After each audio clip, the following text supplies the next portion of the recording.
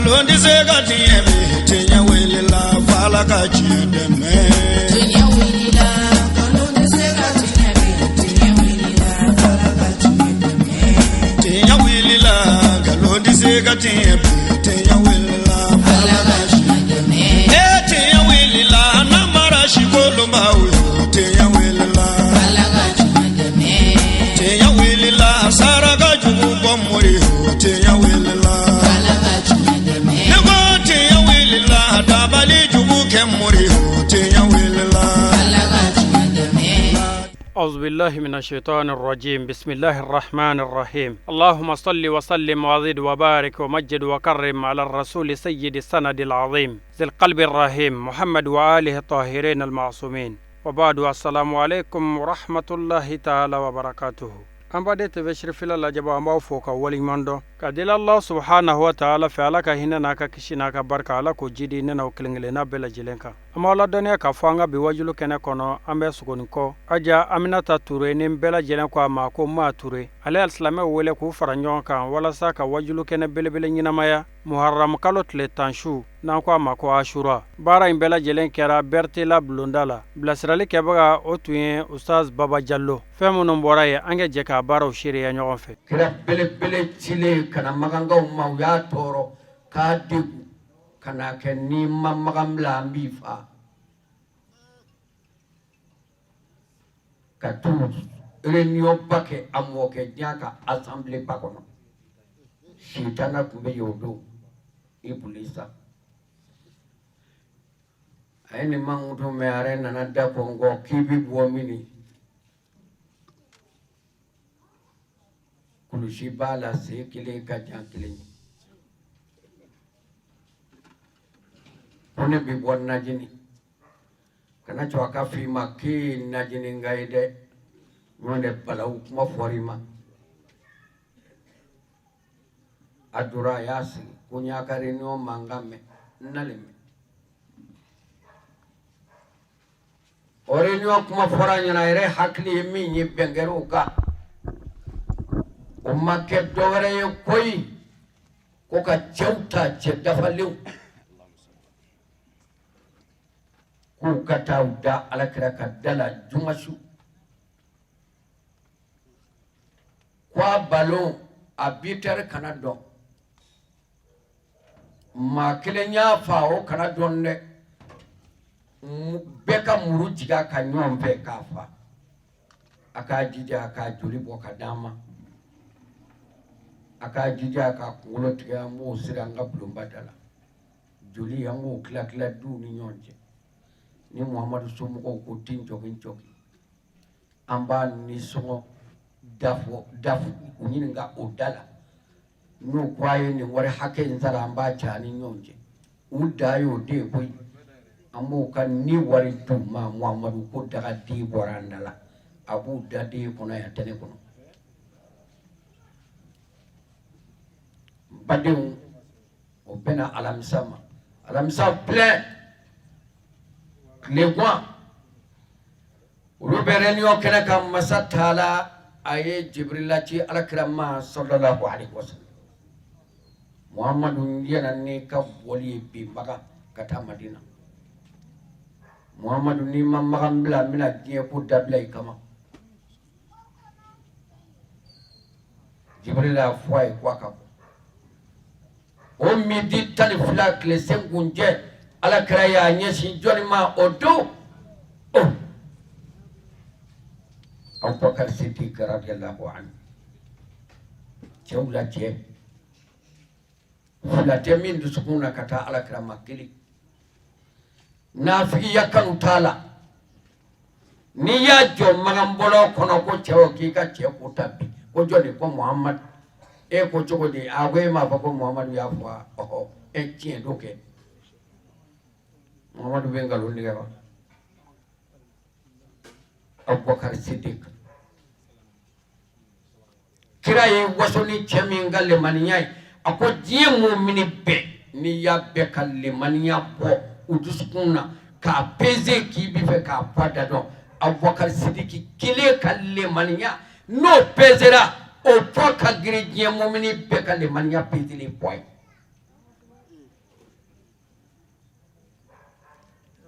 mbade nga ka sana yele do ala ye meleke do kuma ko manga bo ala kira ko ko bo Abubakar manga fe fo ya ala nyininga ko ama ana Abubakar ala Abubakar biya ala kulla wala ghayruhu Abubakar tinaya hal ma min tayi hutisiya ma folo min zara etu wa ma laba min zara etu je dara I folo di sira je bi wuli ma sendi jonne ala kire fe ableniti o Muhammadu warasani muyakla tarase Abubakar ma kabina bina Abubakar ka demba ya na muso uya na to ko ikache bina pite Abubakar ya kun korota ko kle boyna ninde Muhammadu na kuma ne fe aningadi wa manengele pele pele to aka tuko we foli di nyoma ala kira ko Abubakar ma akumma ko bila anga nyoye sokono Abubakar ko krema akonni nya amusodi nono nya ndewni afoya fuitala kana beto ko musula me kana be foy kana beto ko kana befo nyonne idabi mashike ki mine na foy no kara chawbi puru iborala ambadeng kira kwa Abubakar wa alai dia kunga magambla shuina bijuma shubaina ko kata Madina nana odenya fiye Abubakar ko ala kirama ko as-suhbatu ya rasulullah mbiti fe anga ta nyombe Abubakar ko ala kira ko Abubakar ma ko nana fiye de kama amita nyombe ne bite ko wa neni de bita nyombe Aisha ko ako wallahi ni bole kira kane Abubakar bita nyombe kira kele ka fo Abubakar ye ko alenni Abubakar bita nyombe ako Abubakar ye kashikeni do niso jafe kabini ala ya ledda ale maniso jakele kakashi ke adama de la folo mi mo nyono ko ani so jako jugo kwani kira bina ta Madina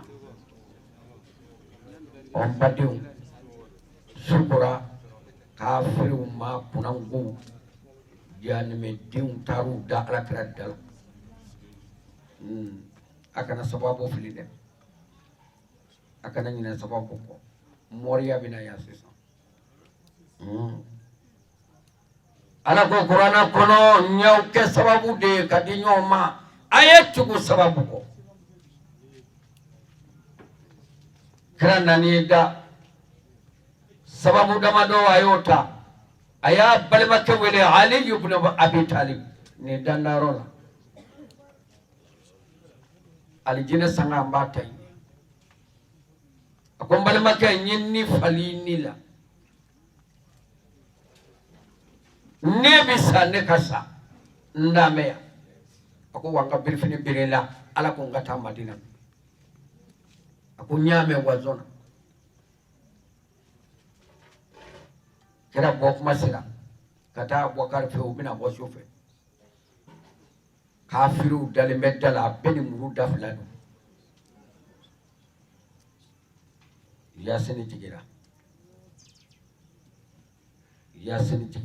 yasini ya ala kira yere toko dodi yasin ala yere kira toko dodi wal Qur'an al hakim ala ya kale yasinna ka kale Qur'ana bilina ako wallahi ne kira mono ci ya doy badeu kata si waj'alna min bayna aydihim sadda wa min khalfihim sadda fa aghshaynahum wa hum la yubsirun ala nindi Jibril ma ko nindi Muhammadu ma konna bina bo aka bolo fa bugure mugula vous voyez maintenant buguri aya esane buguri mugu waka bolo fa kula ay sababu wede sababu aya bolo fa bugure mugula kayasini kala ala كتاسي من بين أيديهم مسدة ومن خلفهم مسدة فأغشيناهم فهم لا يبصرون نيو كوغري كو نيغري كو كري كو دا كو فيه بوا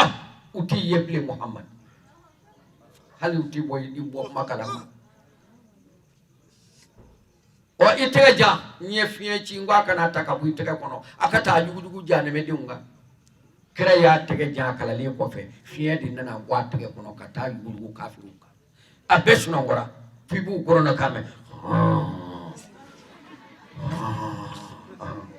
ali bi bo no wala o badeu kira bora dagale ni yabi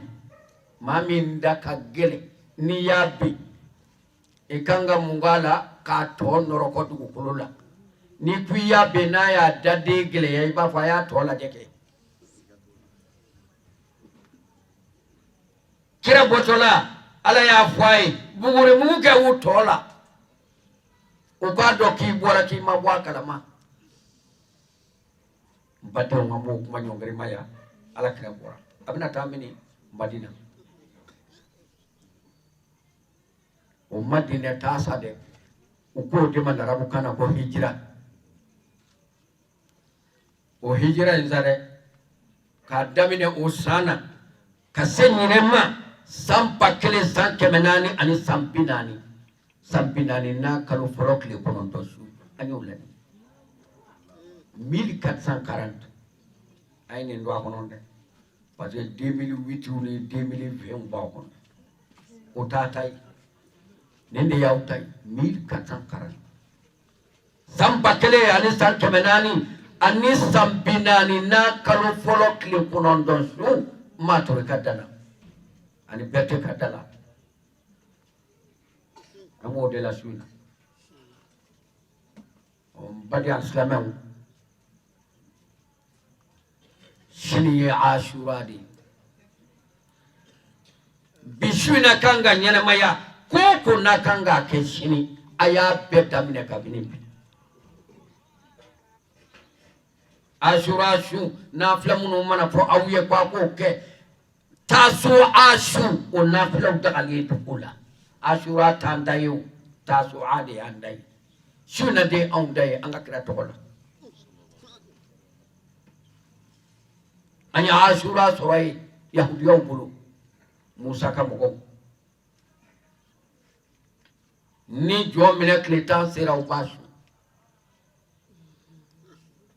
nga kira kumi jomine kleta sun kabina mahijira ke wallahi katumaka akmasu parce que kira udu abe fole duwi waye hijira ke minga sa ya soro nunu mbaka tu ayu nyinga akarati au bi jomine kleta sun kadamu wa kwa mba sun ka ala barkata ka alafu aunga kira ala ya kishi ka barisala ka ubobulula ijubu malodo uyi yele doi gini malodo yikashi doi ommi ala barkata Musa kuna wulula Firauna bilala Musa ko ala ya tace ka halaki anano fe mogo kana bila manyuma ko kana bila ala manyuma ko kira wodi faka hadisala ittaqillah wattaqi man yattaqillah wattaqi man la yattaqillah siralani man misra ala ni kasro ni de yone ala yo ka defenseur de o mo nam badeu ashura uyo nyefo ala kirayta ala kirayka sallallahu alaihi wasallam akko aw mangani isa tigi yayi katameneka Musa tigi yayi katameneka aw mangani Musa bunyay katameneka aw nye chekele kokolo dewnde bawde bambara slamaw ay ashura su aya ko yelema o do slamaw ka fu ay jomene kleta su foka jewli ni Allah ta'ala yastawara jirane ala kiralla bikle konondo na su o yenne ni nyoro e Musa kola kakla kakleta su L'homme propose, Dieu dispose. Comment faut-il?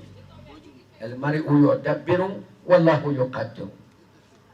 Sahabi yelama kuma mina uyanga kira belebele soro kaburu kono. Saya yelama ka ala kira to kaburu kono. Ka ala kira to Aisha to kasu Madina. Apetu ko jugoro. Ala ka ya fama ala ka tinana. Mafatiha ni salatul fatiha anya nyine ala fe ala ka hijabu ala ka danga ya rabbi amba fo sigiro ina ya ko ala ini ce ala ni ce Allahu akbar salo ne tunti yan farikolo la mais ntumbe ya nina ni ce da jalu salo asura ne soro pari nuhu tarawore jarake nunu u nana an jɔyɔrɔ fa ka bɔ o salon na ka se ɲinan ma miliyari tun bɛ dɔ bolo o sara miliyari t'a to maa bɛ san yɛlɛma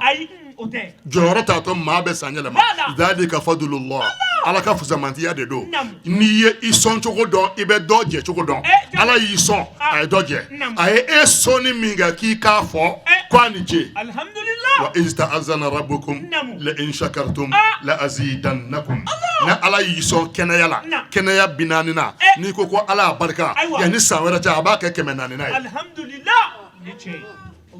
i ka se ka kuma faamu an bɛ fɔlɔ k'a fɔ ko masa ni ce n'i ko ala ni ce aha i ye ala sɔrɔ ni sababu dɔ de ye anw ka sababu bɛ yen a ti kɔrɔ sababu kɔrɔbali Muhammadul Bashir aw de b'a fɔ ko sallallahu alayhi wa sallama k'aw t'aw sigiyɔrɔ cɛ dɔ de tɔgɔ fɔra min ni cɛ tɛ kelen ye san 63 dimɔgɔ ma sigi a ka duloki la jango a farikolo o tɛ bataramɔgɔ ye alqur'ana hizbu maninkɛmɛ jiginna kira min kan n kan b'o de ma ko inna sanulqi alayka qawlan thaqila kuranɛ harafu den kelen n'a bɛ jigin a ka jugu sanpɛrɛn ala kira y'a bɛɛ amorti a kunkolo ma yila Aminata ye den bange kɛ a fɛ n'i kɛra a fɛ i bɛ lafiya k'a fɛ n'i kɛra a fɛ i b'i si ban sanpɔrɔn tɛ ci i la maa tɛ sanpɔrɔn ci i la n'o tɛ a wasara ala yɛrɛ ka ala kira mabalima o wasara a wasara arahamani masa n'a ka alaya bɛ salatu kɛ Aminata den kan o wasara o jɔn ta t'o bɔ i tɛ ala bɔ salatu la i tɛ ala bɔ mankutukɛ la wa ala bɛ ka seli kira kan o wasara anw ka salatu ala k'a k'an ye sini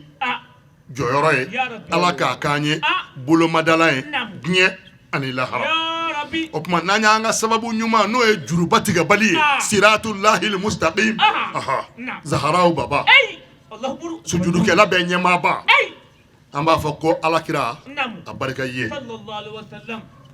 Murtada i ma deli ka hadamaden woyo ye e bɛ ji woyo de ni sanba nana i bɛ sin ka ji woyo ta ye n'i y'i jɔ a bɛ taa n'i ye wa alakira ka rawda da salamu bɛ d'a ma yɔrɔ min fajiri selilen kɔfɛ i girinyana cogo o cogo i ka girinya ayi ko i ko kudu n'i dɔra alakira ka rawda da la fajiri jiginnen buna hadamaden minnu bɛna salamu di kira ma mɔgɔninfin woyo bɛ taa n'i ye yen de i bi cɛw dɔn yen de i bi cɛw dɔn wallahi cɛw bi dafa ni alakira de sayyidur rijal cɛw cɛ ne kan b'o de ma sallallahu alayhi wa sallam ko a barika kira ye ŋunu ayi o tɛ sansɔrɔ juru kɔ anw ka sansɔrɔ ɔhɔ alakira sababu don bi akramir rusuli kunna akramal umami anw ka kɛ belebele a ye cɛ dɔ de jamu dara an kan ko Muhamadu Manton o de y'anw passé ka sɔrɔ an ma taa examen na a y'an passé ka sɔrɔ an ma taa examen na alakira hɔrɔma ala k'a d'an ma n tɛ ɲina likulli maqamin maqal ni ko n ka kuma tijaniya kan ne bɛ su tan tugu ɲɔgɔn na n tɛ kitabu ta n bɛ tijaniya fɔ sabu n ye Sumayila Daramɛw lamɛn ka Agibuw lamɛn n bɛ se ka tijaniya fɔ mɛ n bɛ kɛnɛ min kan kɛnɛ walanda t'o ye o tuma n tɛ kɛnɛ walanda bila an bɛ Asura Tasua an b'o de la san o san Murtada kabini dugu bɛ tila k'an to taxi ɲini na. Jalo ayiwa de fo kana moto nin sɔrɔ. ayiwa kosɛbɛ fo kana b'o la bi mobili b'an ta ka na n'an ye. Murtada ka bɔ Badalabugu fo kana an yɛlɛma Maɲanbugu yan kɔfɛ k'ale la an kɔrɔ. wallahi an b'a kɛrɛfɛ yan. bi ma dugu jɛ. ayi siga foyi t'o la ne ye Ma Ture sɔrɔ Bisiri Kureshi sababu. Kureshi Allahu Akbar. Segu Kureshi ka Bisiri o sababu. wallahi Alamɔgɔ ne cɛ n bɛ fɛ ka fɛn dɔ de fɔ a y'a hakili sigi a ma. Alamɔgɔ namu i t'a ye ka foyi kɛ fɔ Ala ko. jalo ala ko dɔrɔn Allahu Akbar. maa ka baara kɛ mobili dɔ de ni Bisiri ka mobili dɔ sera ɲɔgɔn ma. accident Allahu Akbar. namu min jo b'a la min jo t'a la a sɛbɛnnen don k'a bɛ kɛ de o. namu o bɛ kɛ. maa n'a ka mɔgɔw y'a sɛgɛrɛ a ka so ko karamɔgɔ don. Allahu Akbar. karamɔgɔkɛ in ka laada tun ye mun ye Jumɛn? n'a ye seli fana seli kuranɛ de b'a bolo a b'a kalan. Allahu Akbar. a bɛ sɔrɔ ka yɔrɔ dama dama tafsiru kɛ Naamu. ka maaw waaju n'o ye. Allahu Akbar. lansara b'o cogo la n'a ye maaw seli a bɛ kuranɛ kalan Tiɲɛ. ka yɔrɔ dɔ maana bɔ Naamu. mɔgɔw ye Ah. seli farida 5 a b'o cogo la Allahu Akbar. a b'a ka so kɔnɔ de a tɛ bɔ dɛ. ayi Allahu Akbar. karamɔgɔ de ye faama ye Ah. ni karamɔgɔ y'a yɛrɛ dɔn ale de ye faama ye Allahu Akbar. ne cɛ a bɛɛ b'i sɔrɔ so kɔnɔ de bilahi. tɔgɔnɔ Allahu Akbar. Pati ayiwa Ma Ture olu ye seli min kɛ Bisiri fɛ yen n'a ye kuranɛ kalan k'a maana bɔ u taara de ko an ka mobili ye accident kɛ u ma taa kalan lamɛn jalo mais o kɛra kalan min kɛra o kalan donna ale la. Allahu Akbar. est-ce que awɔ Berete n bɛna o n'o tɛ Mali kɔnɔ n'i ko ko Ɲamina ɲininkali t'a la. ayi ayi Mali kɔnɔ yan n'i ko ko Ɲamina ɲininkali t'a la. wallahi e bɛ se k'a fɔ de ko waritigiw bɛ Ɲamina ni Ɲaminakaw ye wari sɔrɔ wari y'a sɔrɔ maa ɲumandenw de don i ko cogo di siga t'o la walijuw de dalen bɛ Ɲamina. Allahu Akbar. taa ɲininkali kɛ ko Berete la dɔrɔn Allahu Akbar. est-ce que ne cɛ maa ɲumandenw de don. wallahi Allahu o Akbar. tuma kalan min kɛra Ma Ture ɲɛna namu ale jarabilen bɛ Ala ko la est-ce que a y'o sɔrɔ a fa la a y'a sɔrɔ o b'u ka du kɔnɔ de. Allahu Akbar. Ba Ture ka Ture wallahi ne tun b'a ka janaja kɛnɛ kan Allahu Akbar. Ismaila Darame ye min fɔ a la a kɛra Baba Jalo ɲɛna a ma kɛ ne kɔ anw bɛ se ka dɔ fɔ nin dugu in na yan ne cɛ jalo i bɛ se i bɛ se et puis anw bɛ kuma yan anw wasalen sanpɔrɔn tɛ ci an na jalo parce que an ma sira falen ayi nda k'a barika ne cɛ nin ye Berete ni maa jansa ye Nuhu muminu muso in ye Bisiri ka kalankan mɛn a ko kalanbulon b'anw yɛrɛ fɛnɛ bolo koyi jalo Allahu Akbar. jamana bɛ awɔ fɛn o fɛn mana fɔ Ma Ture hakili bɛ kalanbulon in de la Allahu Akbar. jabi tɛ koyi namu o kama n'i bɛ Kajatulu Kubura fɛnɛ fɔ n'i y'i yɛrɛ ma Ture fɔ e tɛ lafiya f'i k'a fɛnɛ tɔgɔ fɔ parce que a fɛnɛ sɛgɛnna kalanbulon in de Allahu Akbar. siga t'o ne la cɛ ko Kajatulu Kubura tɔgɔ la est-ce que wallahi siga t'o la ne cɛ a ko Bisiri fɛnɛ ka na bɔ kalanbulon na namu o tile filanin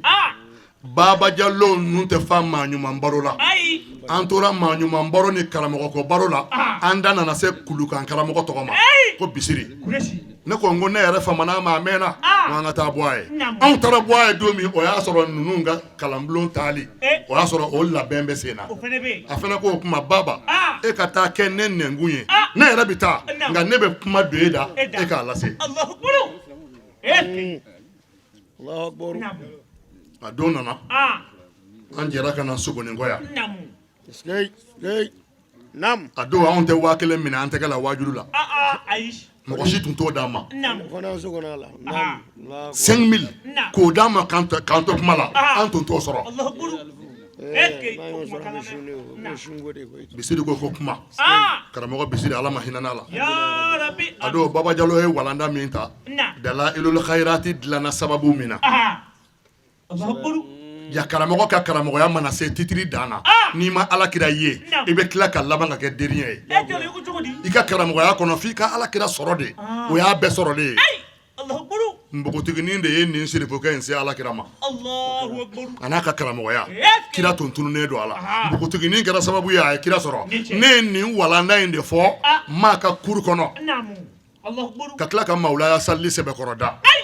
Allahu Akbar. Allahu Akbar Bisiri fari bɔra ɲɔgɔn na na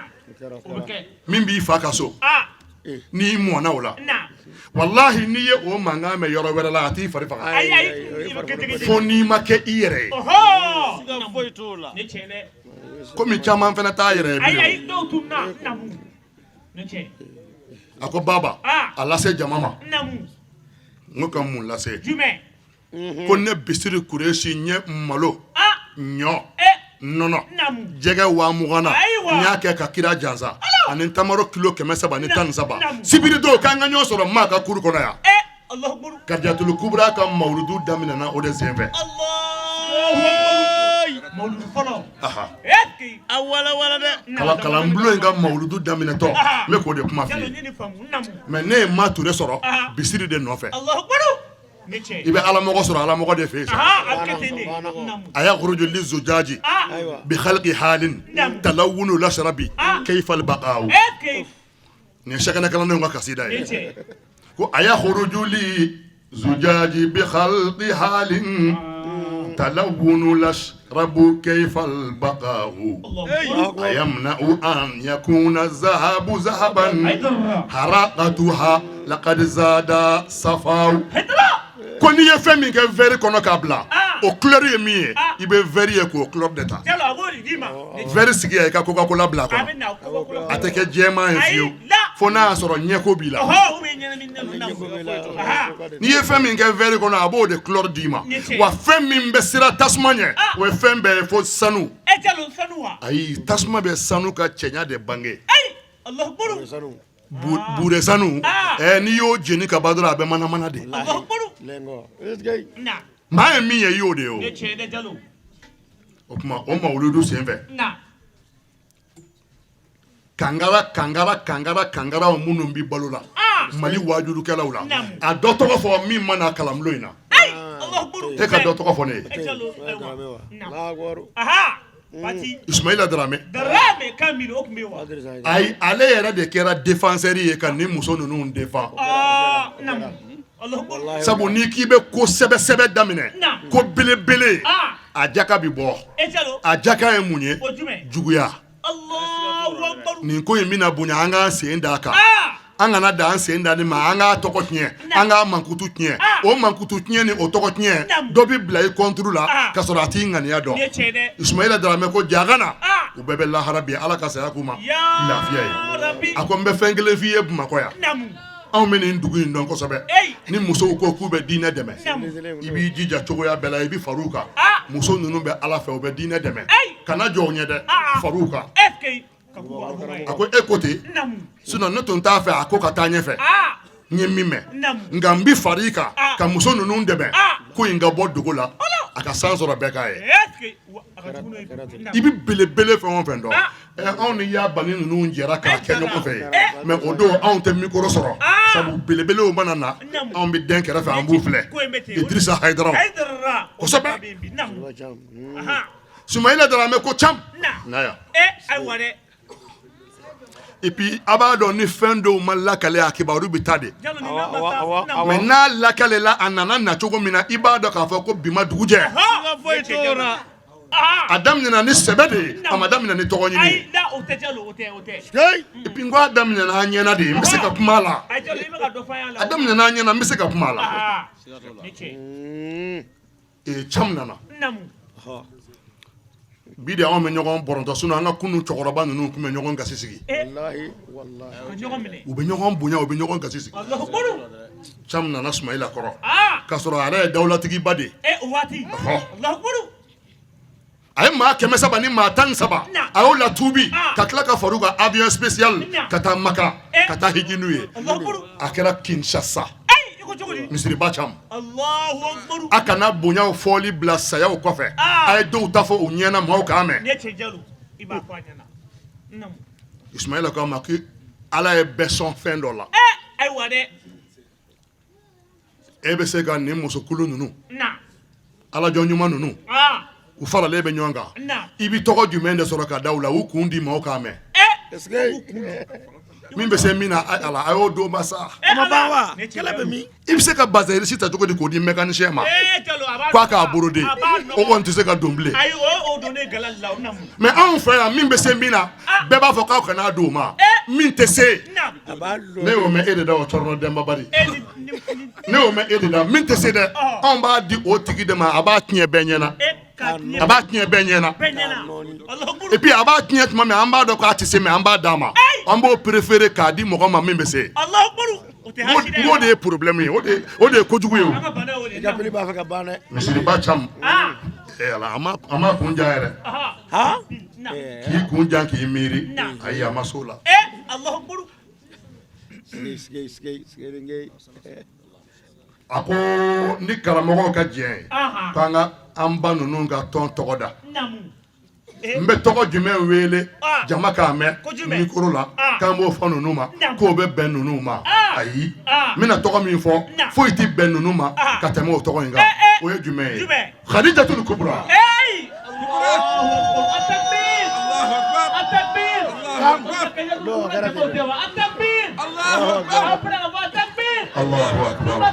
Allahu akbar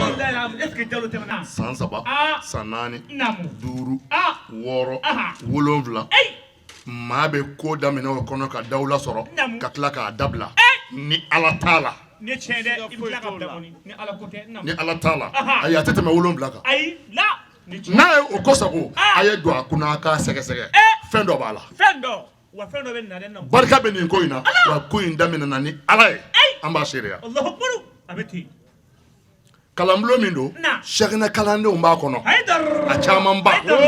kalanbulon min don Cheikh Ibrahima Niasse kalandenw b'a kɔnɔ a caman ba kalanbulon min don Seku Sala kalandenw b'a kɔnɔ Dili kalandenw b'a kɔnɔ Kunta kalandenw b'a kɔnɔ a taabolo bɛɛ b'a kɔnɔ hali minnu bɛ sunna na u bɛ kalanbulon in na parce que kalanbulon in sigira ko ala ni ko sigira ko ala mɔgɔ o mɔgɔ bɛ na ala ɲini ni sira min ye i n'o bɛɛ bɛ ɲɛ a la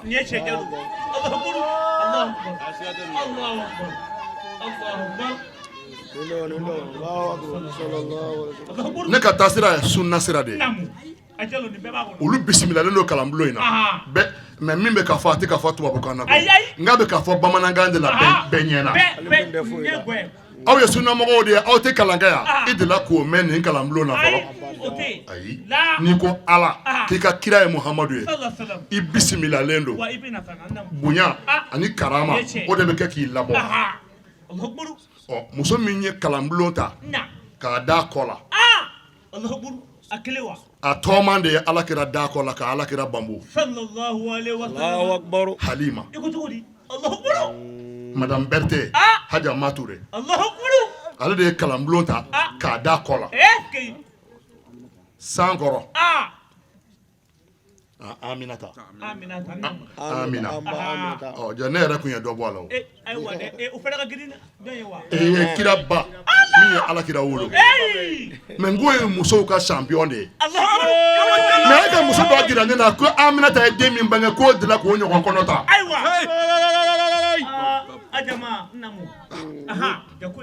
min ta kalo 9 kɔnɔbara wɛrɛ tɛ o ɲɔgɔn ta a ɲɔgɔn tɛ da bamunan na ɲɛ maani tɛ da maa wɛrɛ kan min b'i n'a fɔ Abdulahi den fiyewu an da sera o de ma olu tɛ se anw tɛ se karamɔgɔ min donna kuru in kɔnɔ ni hinɛ dir'u ma o ye ni min nana kuru in kɔnɔ kɛ n'u taara yɔrɔ wɛrɛw la Madinɛkuraw ni Misiraw ni Bagadajiw ni Sɛbɛninkɔrɔw ka kalan sɔrɔ sen na ye u bɛ tila ka o kalan tigiya ta nafakati dili la ka tɛmɛ kalantigi yɛrɛ kan Haja Mature a y'a to an ka fɛn dɔw fɔ sa a y'a to an ka fɛn dɔw fɔ mɔgɔw b'a fɔ anw ye de an b'an den kɛrɛfɛ k'a k'i n'a fɔ an t'a dɔn pour que an k'u kɔnɔta mɛn ko ni muso in bɛ ala fɛ dɛ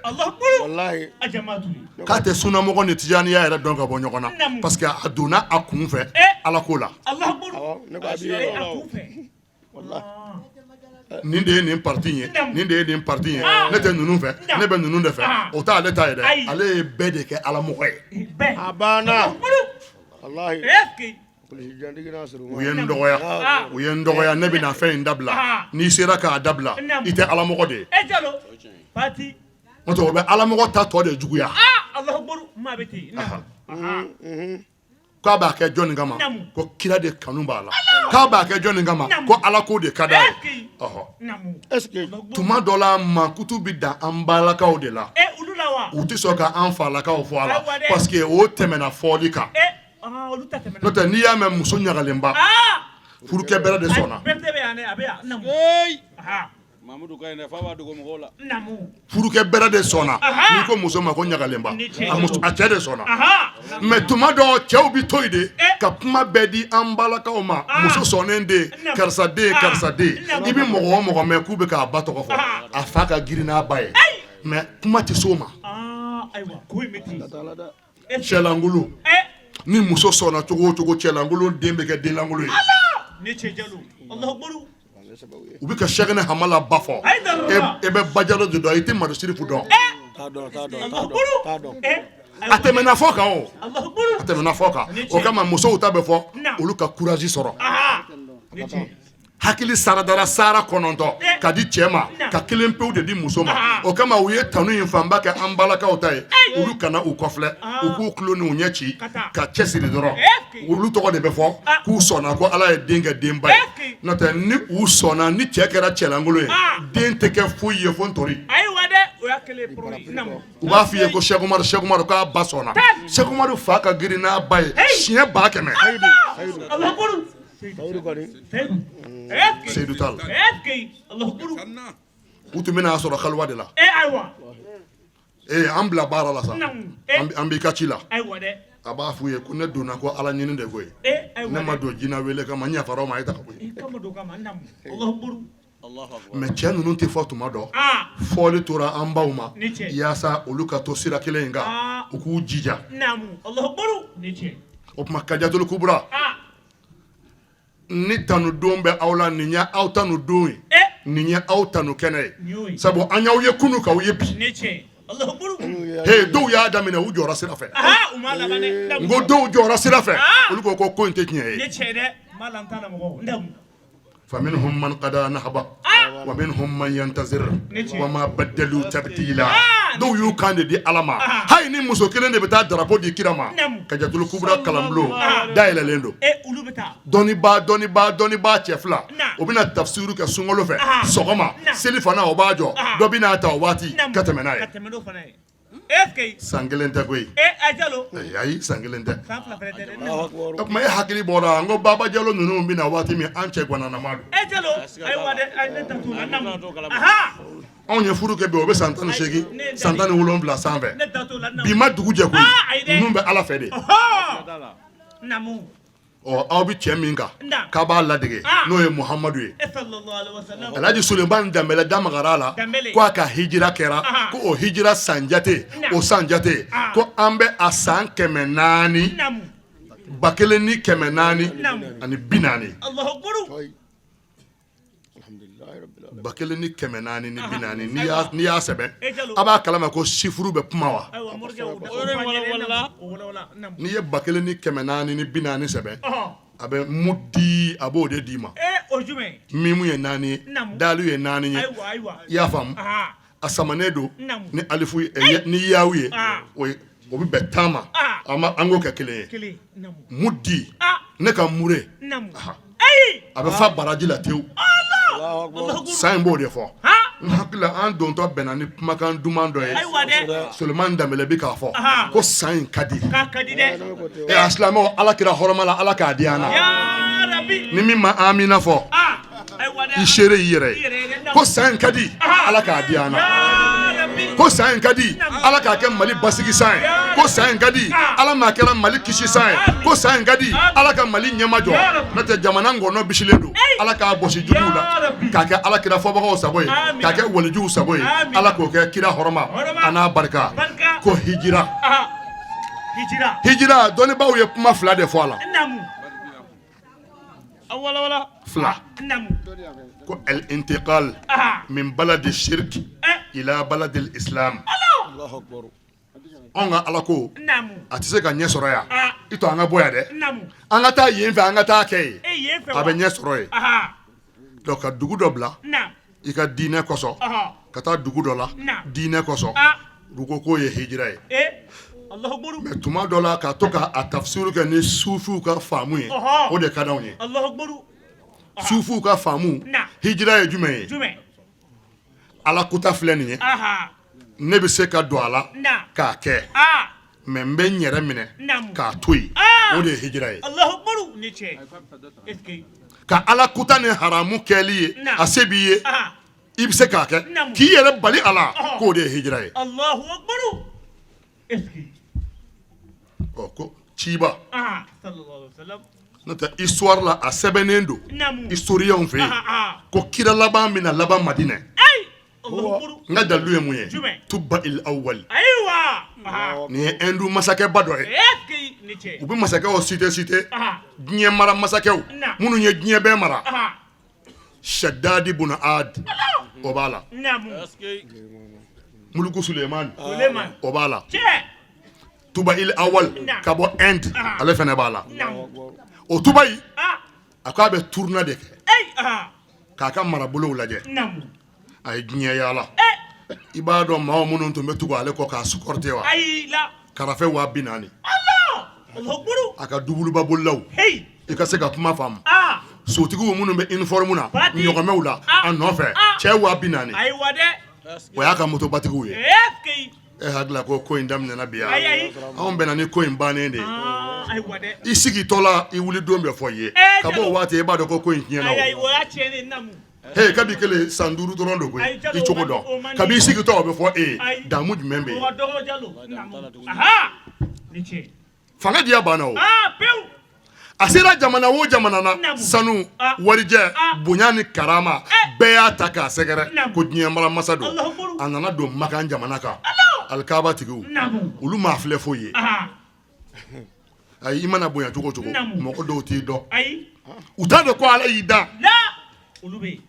bɛɛ tɛ se k'i dɔn a ko a ka mɔgɔw ma ko mais ko nin ye mun si ko ye aw ma ne ko fɔ yanni ne ka se nin dugu la maa si tɛ ka girin ne kan bonya ni hadiyaw tɛ ka di yan o tuma ninnu ma ne si dɔn wa n bɛ n yɛrɛ jira u la k'a bɛ dugu ci k'a filenkolo ci a ye arabu dɔw faga k'u musow kɛ jɔn ye o si ma ala tɔɔrɔ a bɛna kasa tɛmɛ kɔnɔ 6 kan a ko n'i y'a ye arabuw ma ale jate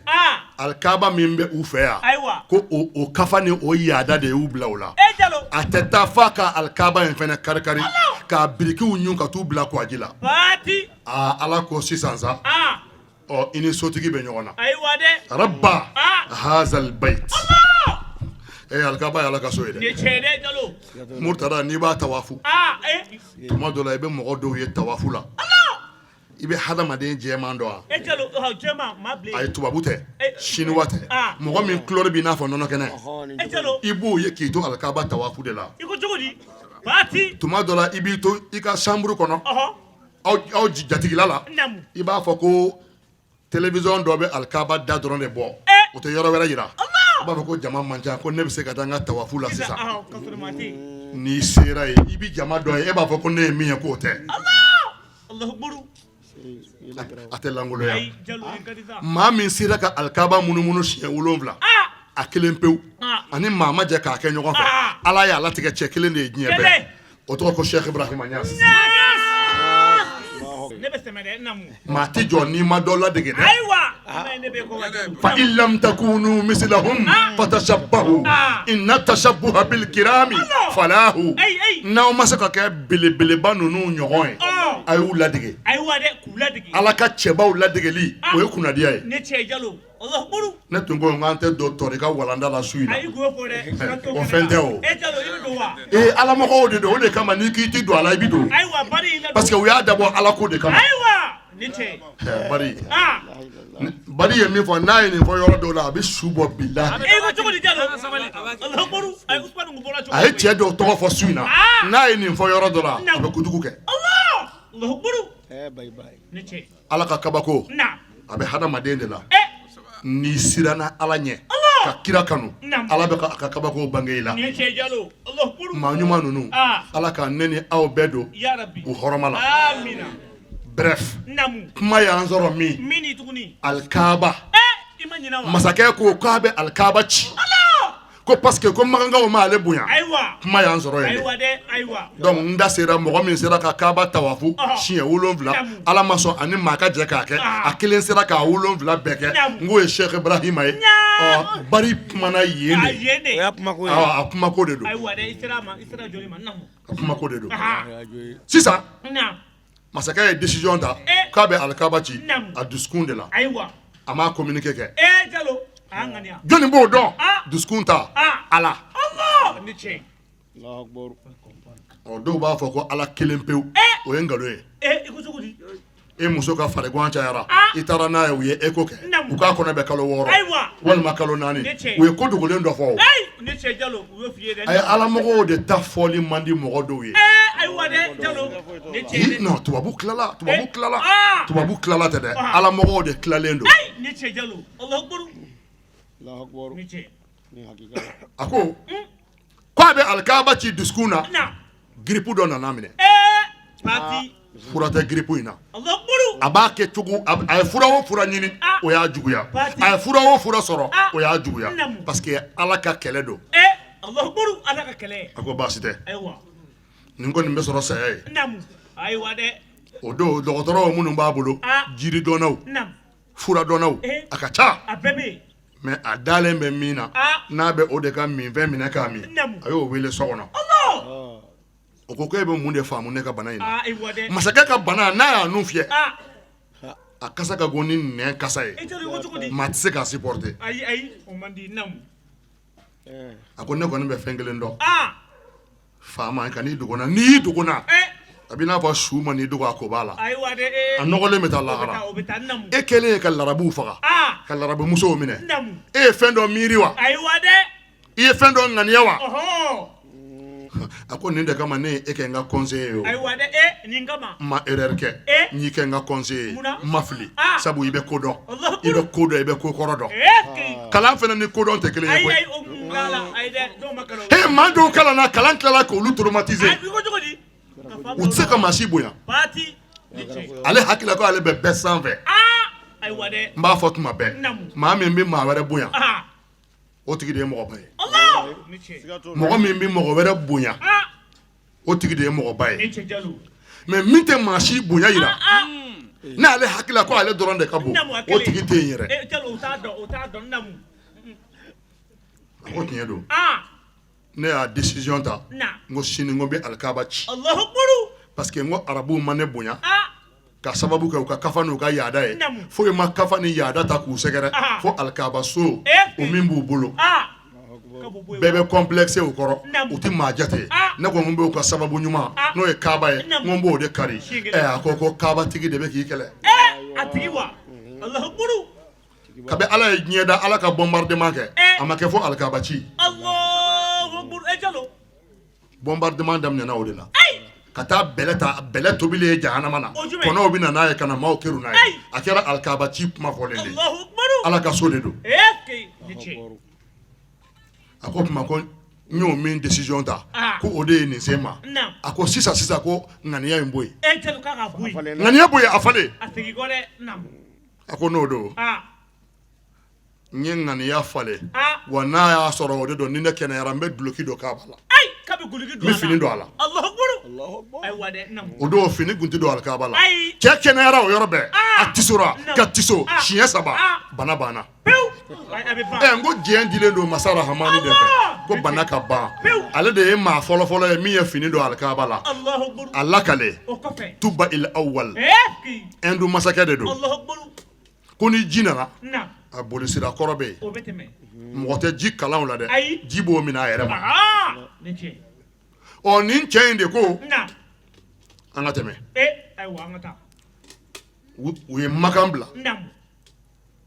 o ye dugu min ka di alakira ye ni diɲɛ dugu bɛɛ ye o ye de Maka ye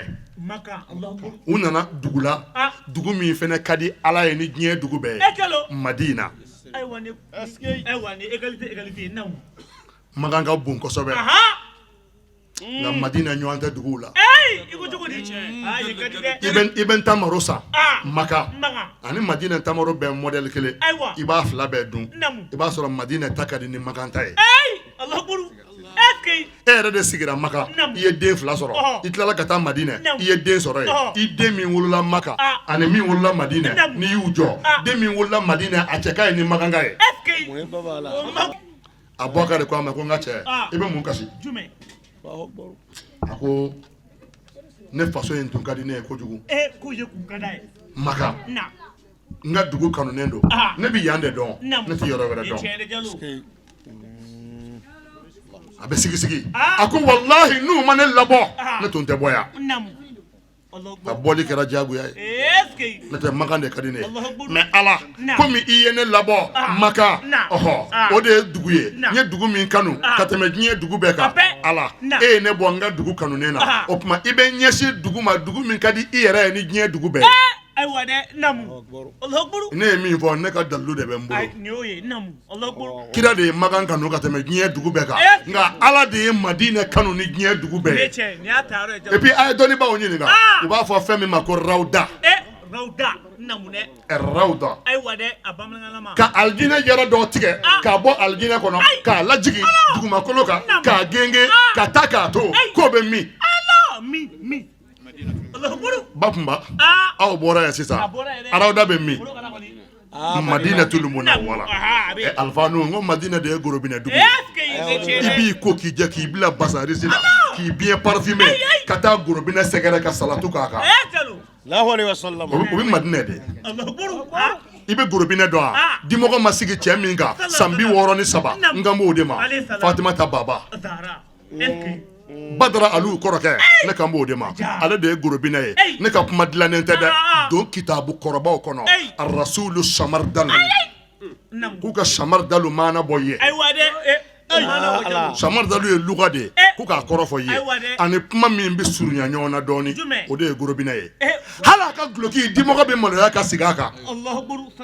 n'a ye mangoro wɔrɔ k'a bɛ mangoro dun gorobinɛ tɛ wa dimɔgɔ bɛ maloya ka sigi a ka mangoro dun ta kan o de ye alakira ye Ala k'an nafa n'a barika ye Ala k'an don alakira hɔrɔma la a ko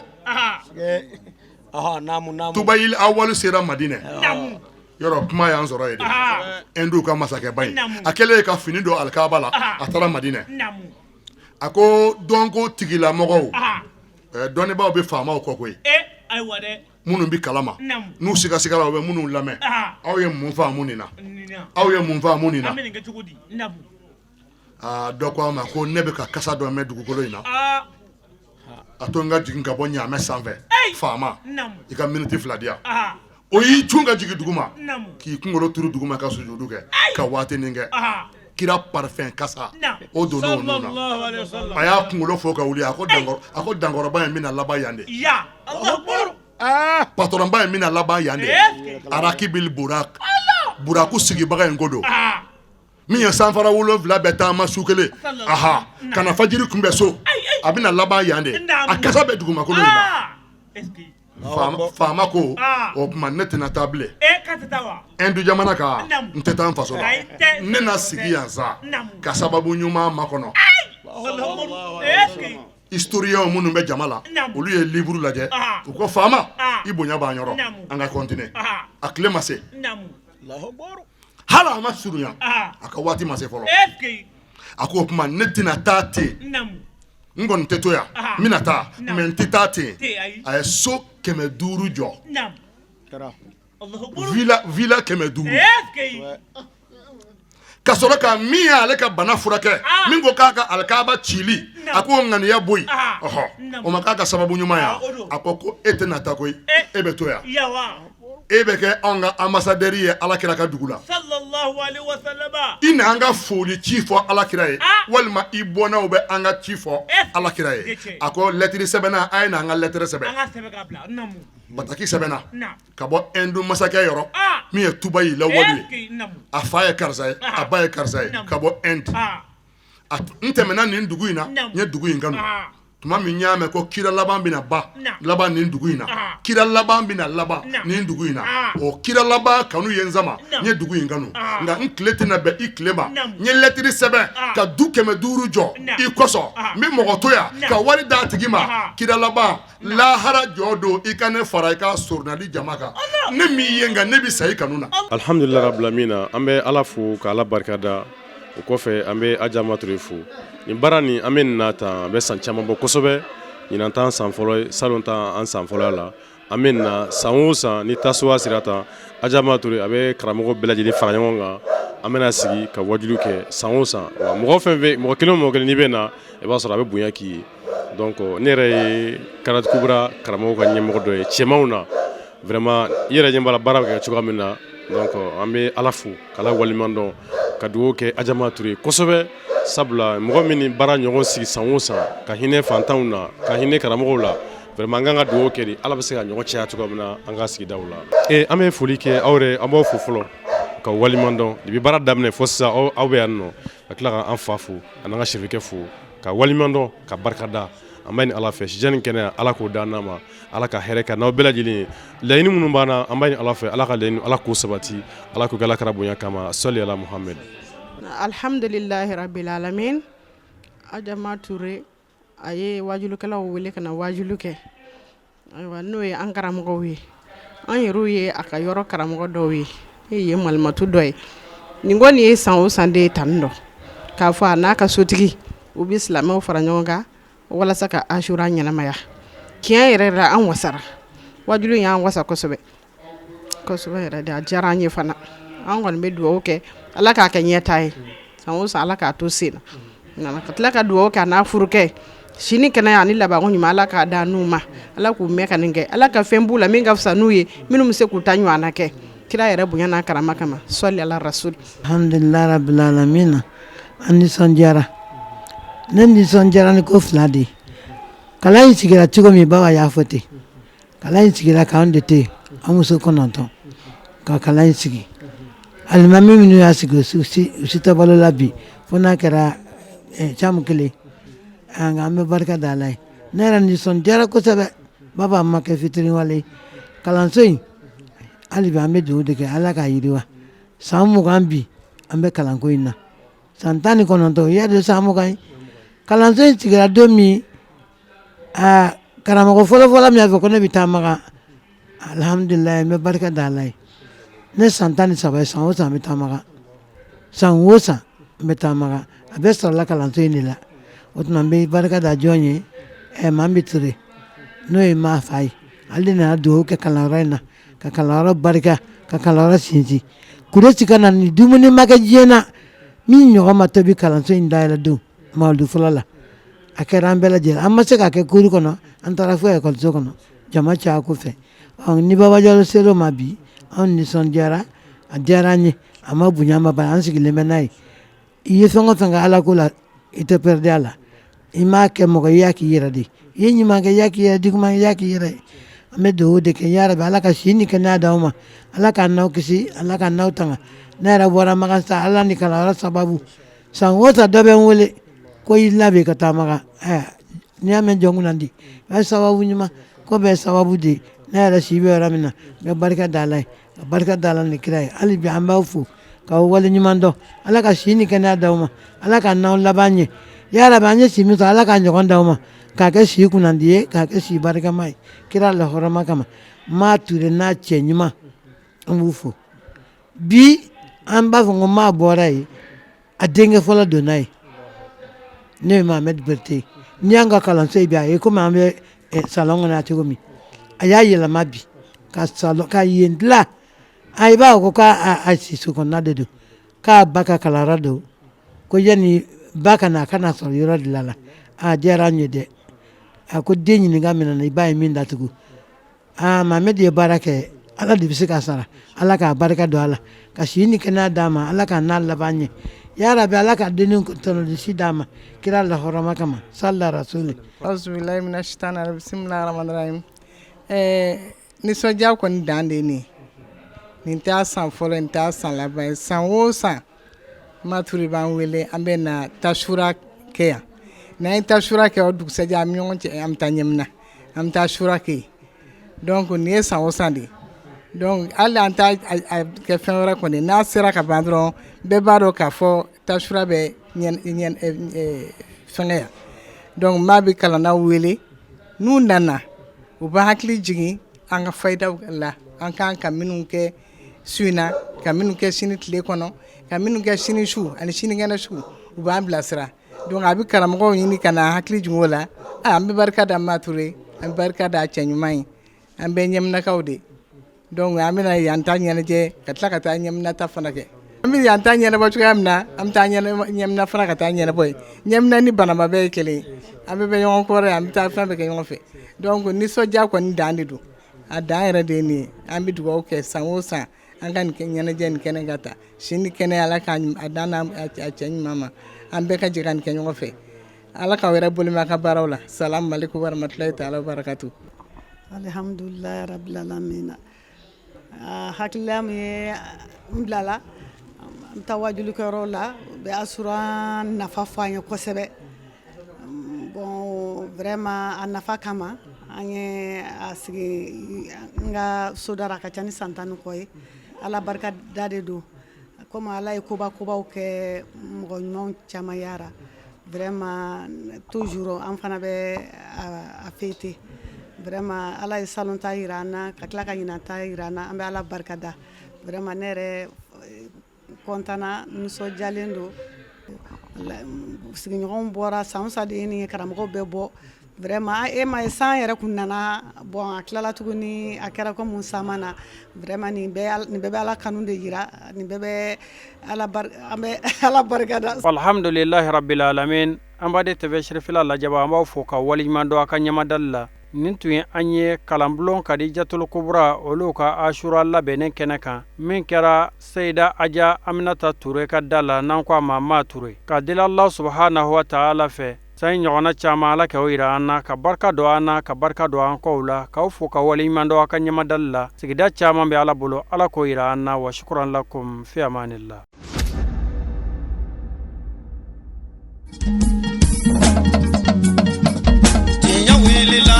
Ngalondi sega tiebe tinya wilila fala ka chideme